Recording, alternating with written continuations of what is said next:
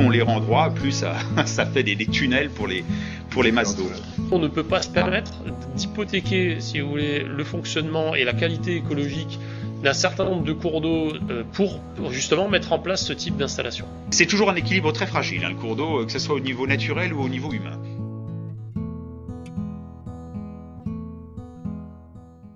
Je vous souhaite la bienvenue à tous. Vous êtes ici, tout au moins pour les gens d'Épinal, sur le site de la Vigie de l'eau. La Vigie de l'eau est une association de culture scientifique dédiée essentiellement à l'eau et qui a la particularité de s'appuyer très fortement sur les technologies du numérique et de la communication moderne. Je vous souhaite de bons échanges et encore une fois, bienvenue et merci à tous. Alors, qu'est-ce qu'on veut voir cet après-midi avec vous? Quels sont les échanges? Il s'agit de voir ce que signifie vivre auprès d'un cours d'eau. Il y a certainement des avantages, donc on tâchera de voir quels sont les avantages, quels sont les intérêts des installations humaines près de l'eau. Vous savez certainement tous que beaucoup de villes et de villages sont à proximité des cours d'eau. C'est bien parce que ça présente des avantages. Et puis, on verra aussi les risques liés aux cours d'eau. Alors, naturellement, crues, inondations sont au premier chef les risques liés à la présence des cours d'eau, mais il y en a peut-être d'autres. Donc, on va tâcher de voir ce que dans les lieux où se situent les trois groupes d'élèves présents, on peut avoir comme question à poser par rapport à ces avantages et risques de la vie auprès d'un cours d'eau, en cédant des réponses et des compétences des trois experts qui sont présents. Dans les termes du sujet, vous voyez, on parle de chance ou de risque. Il faut bien savoir que le mot risque est toujours employé parce qu'il y a la présence humaine. C'est évident qu'un cours d'eau qui déborde en rase campagne, au fin fond du Népal ou je ne sais où, s'il n'y a pas d'influence, s'il n'y a pas de conséquences matérielles, s'il n'y a pas de conséquences humaines, ben, il n'y a pas de risque. C'est exactement pour les avalanches. Les avalanches, il y a des risques parce qu'il y a des pistes et des skieurs. Mais je veux dire, quand il y a une avalanche dans un massif inexploré, il n'y a pas de risque. Donc ça, on va rester dans la géographie humaine. La deuxième chose, évidemment, c'est quand on parle de cours d'eau, le cours d'eau, ça englobe quand même une diversité considérable. Je veux dire, cours d'eau, ça commence au petit ruisseau qui coule au fond de votre jardin, vous voyez, dans lequel on peut aller barboter avec des bottes. Et puis c'est le Rhône qui est immense et qui est une véritable rupture, qui est très difficile d'ailleurs, enfin, qui pose une rupture pour le traverser, pour relier les deux rives. Je veux dire, c'est une séparation du territoire. Donc ça, c'est une chose importante. Parler de chance, vous voyez, une chance. Moi, le mot chance, je l'aime pas beaucoup parce que la chance, ça fait un peu. On ne sait pas très bien ce que c'est d'ailleurs, vous voyez, ça fait un peu la providence. Il faudrait plus parler de risque et d'aléas. C'est-à-dire que voilà, il y a des avantages, il y a des atouts à vivre à côté d'un cours d'eau, il y a des risques. On peut pas les prévoir, enfin on peut les prévoir, on peut les mesurer. Ça se mesure en fait à la destruction. Et pour les inondations, elles sont plus ou moins importantes en fonction des destructions et des dégâts matériels pour les hommes. Sur le Rhône, bien sûr, on a subi plusieurs inondations qui ont fait beaucoup de dégâts. Les crues les plus récentes, c'est 2004. C'est 2002 qui a notamment causé une quarantaine de morts sur la commune d'Aramon quand la digue a cédé brutalement, en fait. Et voilà, c'est celle qui est le plus dans les mémoires récemment. Est-ce qu'on sait expliquer la cause de cette crue? Ce sont des précipitations vives en amont, qui peuvent être particulièrement importantes et qui augmentent le débit du fleuve à mesure qu'il avance en aval. Et les terres étaient déjà complètement saturées. Et sachant qu'on est assez près de l'embouchure, on peut avoir des montées assez impressionnantes en hiver, en automne. J'ai envie de vous poser une question les élèves d'Avignon, enfin de Villeneuve-les-Avignon. À quelle saison, en général, se produisent les crues les plus importantes dans votre secteur? Est-ce que vous savez pourquoi? Alors, assez souvent, c'est parce qu'on a des sécheresses très vives en été.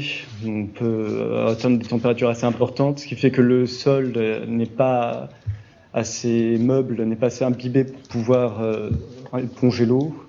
Ce qui fait qu'on se retrouve avec un sol absolument désertique qui ne peut pas aspirer l'eau convenablement et on peut se retrouver avec des grosses montées. Ici où nous sommes, En 1975 à Vittel, Vittel est traversé par une petite rivière qui s'appelle le Petit Ver. Et en 1975, au mois de juillet, il y a eu une énorme pluie d'orage. Et où nous sommes, tout Vittel était sous 1 mètre d'eau. Quand vous repasserez, les gens d'ici d'Épinal, que vous sortirez de Vittel, vous verrez le petit ruisseau qui serpente. Et ben, c'est ce petit ruisseau qui a amené, par un phénomène effectivement de sol qui était très sec, il y avait une période de sécheresse qui s'était durcie, et toute l'eau a ruisselé et a entraîné tout un tas de choses, de planches, etc. Et le centre de Vittel, pour faire passer ce ruisseau, a été canalisé. Ça rejoint tout à fait, c'est l'exemple que vous citiez tout de suite. Et disons, des obstructions se sont faites et Vittel a été sous 1 mètre d'eau. Et ça a été de très très gros dégâts dans la ville de Vittel. Voilà un exemple très concret ici, localement. Pour comparer avec le sud de la France, ça va faire le lien avec des réflexions qu'on peut avoir sur les changements climatiques, par exemple. Le phénomène qu'on a observé en mai 2012 sur le secteur de Nancy se rapproche beaucoup des phénomènes torrentiels et méditerranéens que peuvent subir justement les collègues du sud de la France. On a des fortes pluies avec des gros volumes, comme ça a été dit là à l'instant, en très peu de temps. Qui dévalent en fait sur les versants qui sont assez pentus, c'est le cas de le dire, là autour de Nancy, sur des agglomérations qui sont justement dans des cuvettes. Donc là, Nancy est effectivement dans une cuvette entourée d'un certain nombre de versants. C'est plusieurs facteurs qui expliquent les inondations. Bien sûr, c'est des précipitations très abondantes, mais ensuite, dans les villes, dans les villes, on a complètement imperméabilisé les sols. Vous le voyez très bien quand vous marchez dans les villes, c'est goudronné de partout. Donc forcément, quand il pleut, l'eau ne peut pas pénétrer dans le sol. Donc elle doit s'évacuer elle s'évacue par les caniveaux et puis les évacuations pluviales. Et là, vous avez quelque chose, il y a une confrontation, alors beaucoup plus encore dans le sud de la France, c'est la confrontation entre alors on vous le dit jamais ça, parce qu'évidemment c'est pas politiquement correct, mais c'est la confrontation entre d'un côté, on sait que ça peut arriver, le risque, vous voyez, et donc qu'on calcule en se disant, voilà, ça peut arriver tous les 30, tous les 100 ans, et puis de l'autre côté, vous avez la pression foncière, parce que vous êtes dans une ville, c'est-à-dire que les torrents les plus torrentiels dans le sud de la France, il y a eu des inondations, je crois que c'était l'année dernière au Lavandou, qui étaient catastrophiques. Tout le monde sait qu'il y a des pluies torrentielles dans le sud de la France. Le seul problème, c'est que vous avez des gens qui sont prêts à mettre des millions sur table pour faire construire des villas. Et donc ces gens qui mettent des millions sur table, ils n'ont pas envie de laisser, ni les mairies d'ailleurs, parce que tout est lié, de laisser l'équivalent d'une route vide, qui ferait en fait une sorte d'énorme tuyau d'évacuation des eaux, parce qu'on se dit, tiens, une fois tous les 50 ans, on peut avoir quelque chose qui va arriver. Alors qu'est-ce qu'on fait ? On fait un ratio d'une évacuation, d'un tuyau d'égout, en parlant, qui a à peu près la taille suffisante, en se disant, 9 fois sur 10, ça passe. Et puis la 10e fois, ça passe pas. Sur des cours d'eau qui, par exemple, dans des bassins versants, étaient assez sinueux, qui avaient un tracé assez naturel, et qui maintenant ont été redressés, donc curés et remis tout droit, effectivement, ça précipite la vitesse de l'eau dedans, et plus il y a de précipitations sur un bassin versant, plus la commune qui est en aval va surinonder plus rapidement, quoi. Est-ce que replanter des arbres près des cours d'eau permettrait de réduire les risques d'une inondation ? Il y a ce qu'on peut appeler les crues courantes, donc les crues qui peuvent survenir tous les ans, voire plusieurs fois par an, et qui mettent en jeu des volumes de crues et des débits assez peu importants, on va dire. Donc pour ces crues courantes, effectivement, il est largement démontré, au moins sur le terrain, que l'état morphologique des cours d'eau, donc le fait qu'ils présentent des méandres, qu'ils aient un gabarit pas trop important pour pouvoir déborder souvent, et aussi qu'ils présentent une végétation des berges en bon état et assez présente, tous ces facteurs-là concourent à ralentir les écoulements de la crue.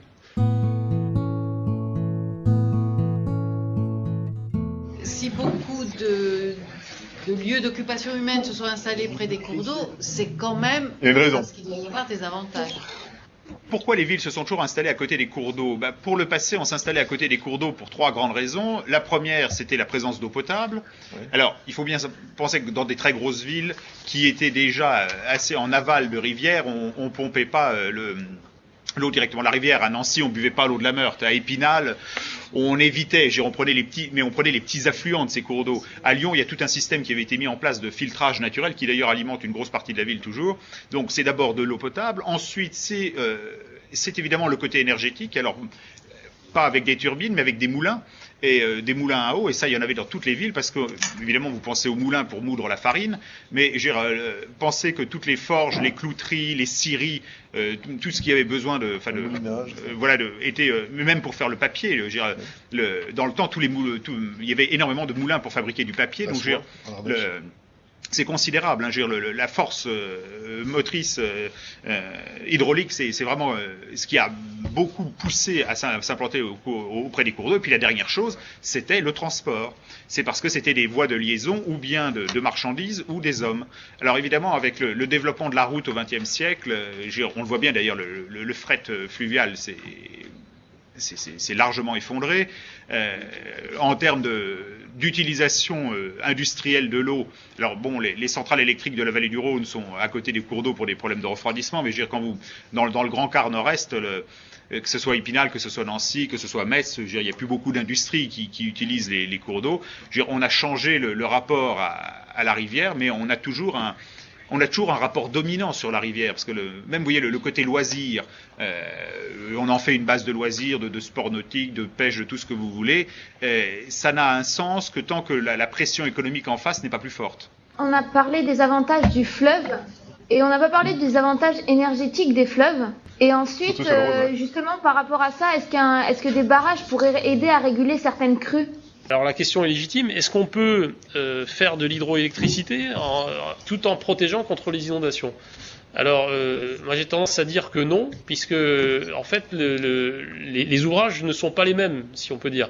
Pour protéger contre des grosses inondations, notamment comme celle du Rhône, il faut réussir à mettre en place des ouvrages qui sont colossaux par rapport à l'ampleur des crues.